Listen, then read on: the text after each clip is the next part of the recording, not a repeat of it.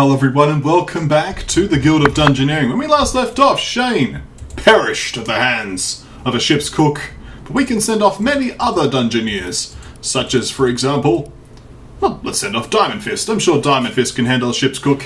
He's much more sensible. We have to save the H2Omancer after all.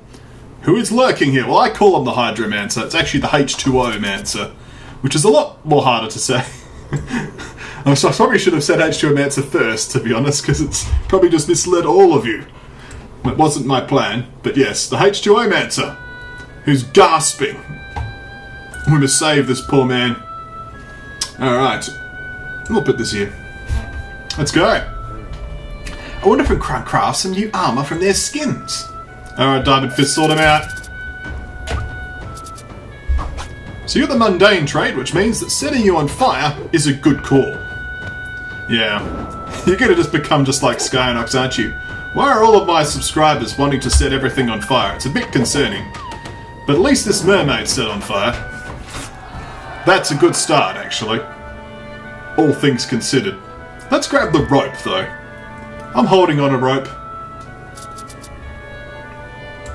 And then another ship's cook just to say, would you like to die today? I'm like, no, not really. But we'll fight the merman. Absolutely. Gold coin? Gold coin! That's right, Ranger. Sort them through, sort them out. And let's grab that health from the Phlegis tonic. Anger, eh? Well, we can camouflage here. Charge. We'll use a steelhead arrow here.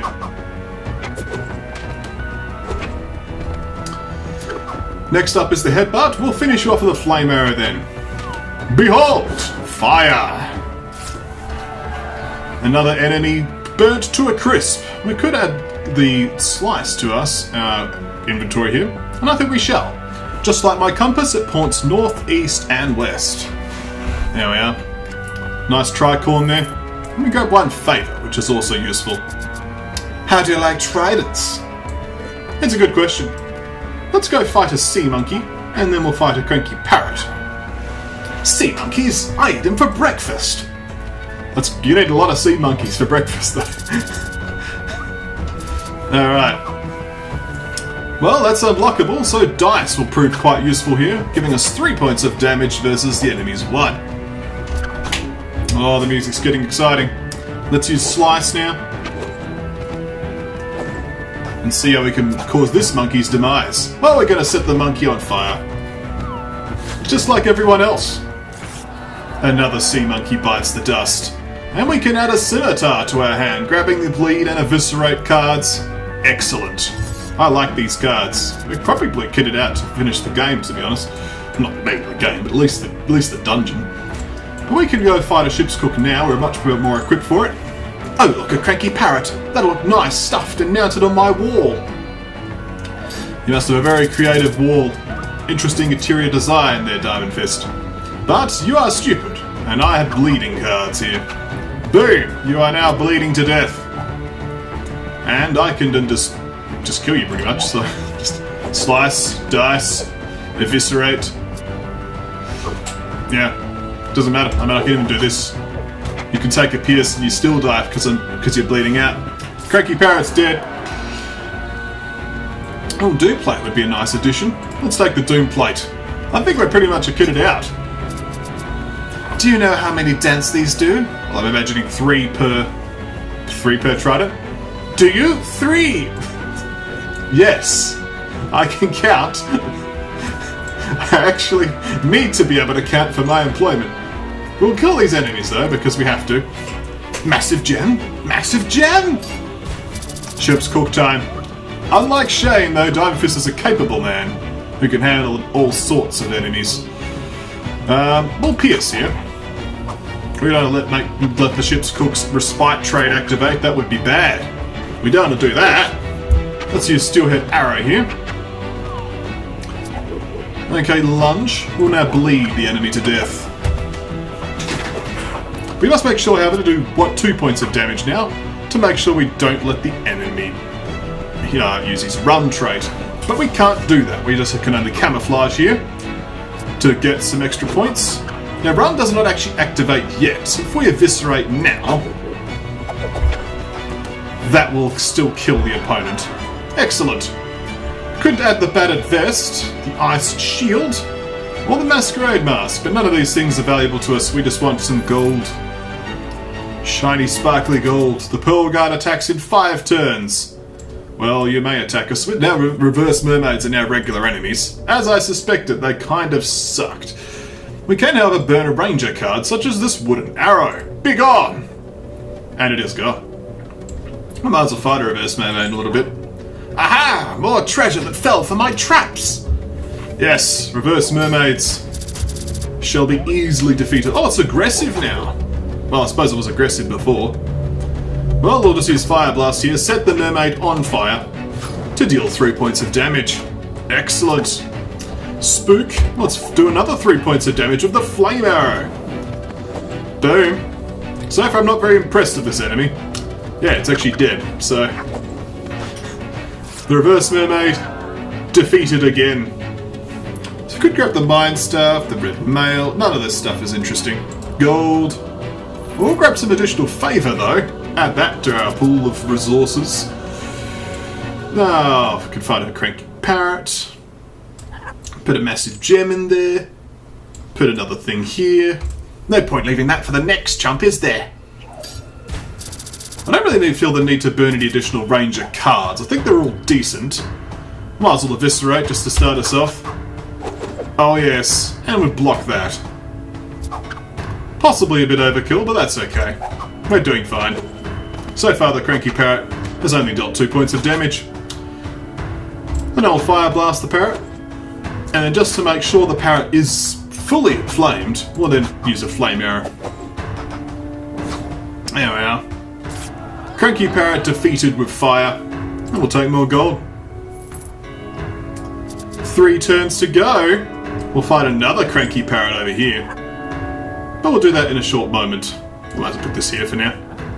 Treasure! Why bother when I can craft everything myself? Up against the Werecrab. The Werecrab is a tough boy.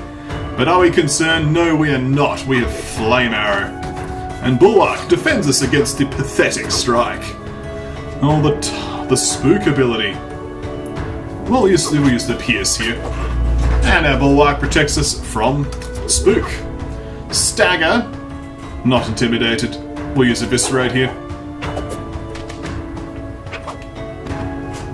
I suppose it's a little bit silly of me to use Eviscerate when I should actually be waiting for the magical damage attacks, but like this one. But I suppose it's not important because I've got Bulwark anyway. So, Diamond Fist cleaving through crab and bird with equal ease. I could take the Spike Shield, which would give me Spiky, but I like the Wise trait. I think we've got a fine enough build for this particular dungeon and Dungeoneer. Both of these things are true. We're going to put all of these items down. Aha! More treasure that fell for my traps! Having additional cards for the final fight will no doubt help. Yoink! Well, I've got a Fire Blast for your Yoink. Take that. Charge? Well, I'll just Pierce for now. I could have used the Camouflage to take no damage. Actually, let's do that now. Here we are. Bulwark, doing good jobs. We'll use the Bleed card here. It's a lot of damage from the Savage because of the Ferocious trait, but that's okay. We can now use Dice to finish off the enemy. And we'll just continue to take gold. Grab another point of favour. Oh, you're attacking into me. How bold of you, Reverse Mermaid. Of course you are aggressive. I will take your challenge, and I'll eviscerate you. Haha! Your wave is pathetic, and does nothing. Alright, spray. We'll just Steelhead Arrow you again. Oh no, my Pierce, what will I do? I'll just Flame Arrow you, how's that? And you are dead! Reverse Mermaid aggressively flapping towards me. I'll just continue to take more gold. Attacking me in 1 turns plural. Let's go fight a Werecrab, shall we?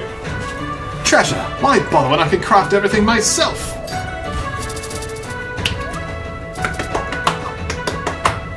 Alright, let's start off with the bleed. This will be a short battle.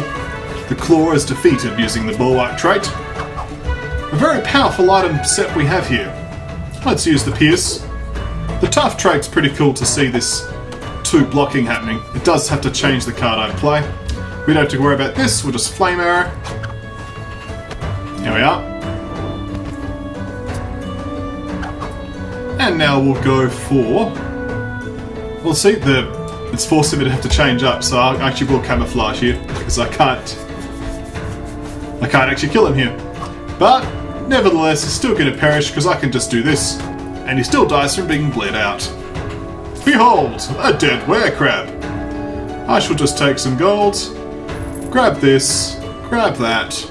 Don't try to escape. And here we are. The Pearl Guard Fishbone attacks. But are we concerned with this attack? Not particularly. We'll start with camouflage. Blocking that damage. And storing up additional damage. No damage is actually going to be happening here, so let's just slice.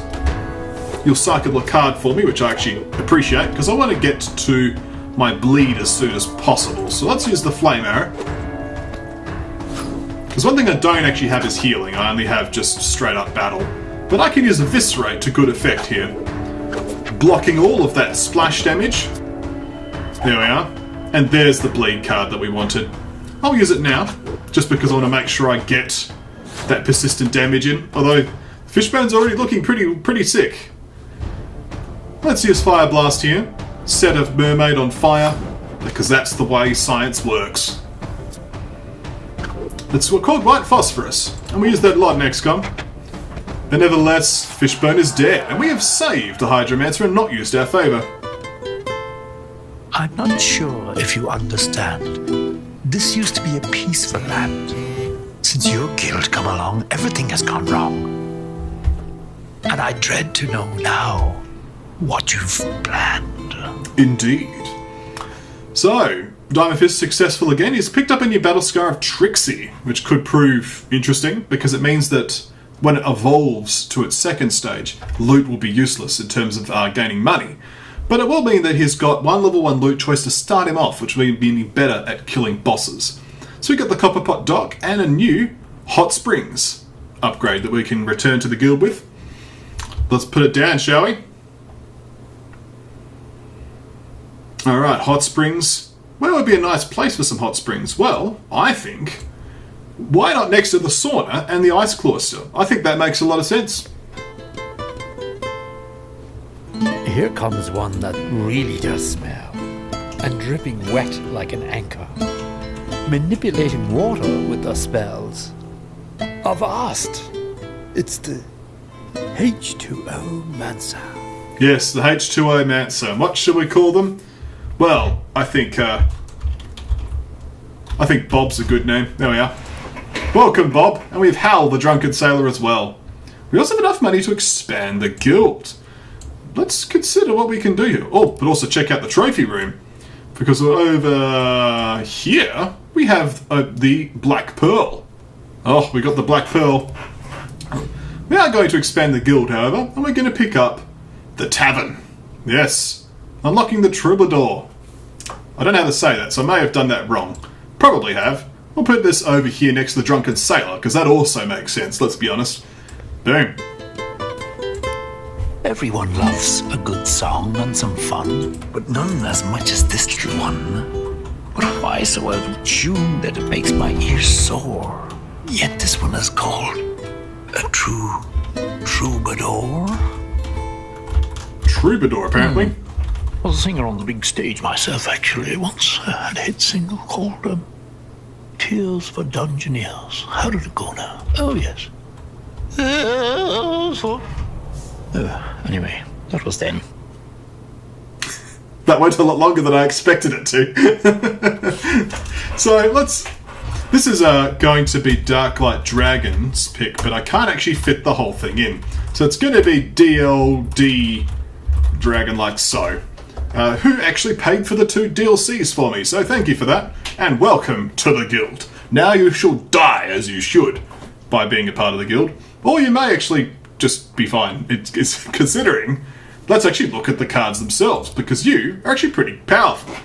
As you can see, we have a 1 spell damage unblockable card here with the Ice Blast, the Spike, 2 physical damage, it's quick. We have the 2 arcane swipes, which is 1 of each type of damage, and the leap and parry both have 2 physical damage, but 1 is 2 physical block and 1 is 2 magical block. It's quite a good all-rounder class, but interestingly there's the spell sword trait. Now, the key thing to notice about the spell sword trait is this doesn't stack. It's not like camouflage, it's not like squinty eye or catnip. This is, if I deal physical damage, the next turn I get... Sorry, if I deal magical damage, the next turn, if I deal physical damage that turn and that turn only, then I'll get 1 extra physical damage. Otherwise, it just goes away and doesn't do anything. So, the spell sword trait really tries to encourage you to diversify your damage build so that you can use both damage types once per turn. So one turn you do magic damage, next turn you do physical, next turn magic damage, next turn physical. That's how the Troubadour is meant to work. So welcome to the guild. We'll be sure to send you out as soon as we can, but we also have Bob the H2Omancer. So let's have a look at what the H2Omancer has to offer. So it looks like that their cards are, as far as I could tell, it looks like a sea conch just stuck into a bottle. But what do I know, eh? So the H2Omancer's trait is High Tide, which means the enemy gains predictable if the hero's discard pile has 3 or more cards in it. An interesting trait. Let's examine the cards themselves, shall we? So we have Fish Storm, which is 1 magic damage that's unblockable, and you recycle 1 other card from your hand. Okay. Then we have 2 Ice Cold Puns, which are both 2 magical damage. We also have 2 Tidal Waves, which are 2 magical blocks, but they also recycle 1 of your cards. Then there's also the Whirlpool, which recycles 2 cards and gives you 1 magic damage on your next magical attack. An interesting class. I'll be sure to try out both of these new classes as soon as we can, but not for this video because we're out of time. Thank you all for watching, and when I see you next time, there'll be more Guild of Dungeoneering. Oh yeah!